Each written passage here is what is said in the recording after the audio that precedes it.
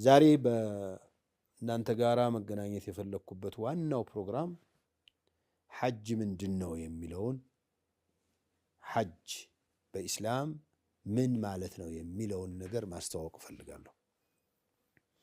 ሐጅ የሑጁ ማለት ቋንቋው ምን ማለት ነው? አሰበ ለማለት ነው ይላሉ። አልሐጁ ሉገተን አልቀስዱ ይላሉ። ወዚያረቱ ወልኢትያኑ ይላሉ። ሐጀጅቱ ኢለይክ ማለት ቀሰድቱ ኢለይክ እንደማለት ፈለግኩት፣ አሰብኩኝ።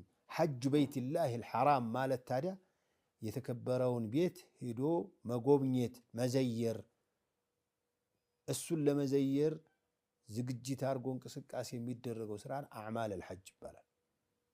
ይሄ ቋንቋው ትርጉም ነው። ግን ሐጅ ከሸሪዓ አኳያ ሲታይ አዕማሉን መኽሱሳ ፊ አውቃት መኽሱሳ ፊ አማኪነ መኽሱሳ የተወሰኑ የዒባዳ ስራዎችን በተወሰኑ ቀናቶች የተወሰኑ ቦታዎች ላይ መፈጸም ነው ሐጅ ማለት። ስለዚህ የሐጅ ትርጉሙ የቋንቋውን ትንሽ ገደብ አድርጎ ሸሪዓዊ ትርጉሙም ከዚያ የራቅ አይደለም። ለምሳሌ ሐጅን ስራውን ብንመለከት የሚሰራው መቼ ነው? ከ8ኛው ቀን አንስቶ እስከ 13ኛው ቀን ይቀጥላል።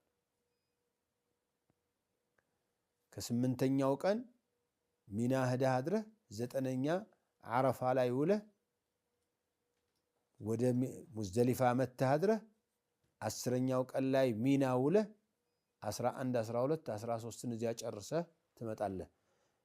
አዕማሉን መኽሱሳ የተለዩ ስራዎች ናቸው ማለት ኢሕራሙ፣ ውቁፉ፣ ጠዋፉ፣ ሳዕዩ በይነ ሰፋ ወልመርዋው፣ ረሚዩል ጀመራት፣ እነዚህ ማለት አዕማል መኽሱሳ ናቸው፣ የተለዩ ስራዎች ናቸው።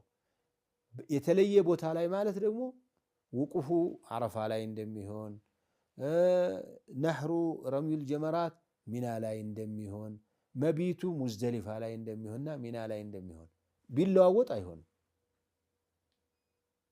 አዕማሉን መኽሱሳ ፊ አውቃትን መኽሱሳ ማለት በተወሰነ ጊዜ ማለት ከ8ኛው ቀን ሚን አያም ተርዊያ ሚን የውም ተርዊያ ኢላ አኺሪ አያም ተሽሪቅ ማለት ነው። ከዚያ በፊት ብታደርገው አይቻልም፣ ከዚያ ኋላም ብታደርገው አይቻልም። ስለዚህ ሐጅ ማዕናሁ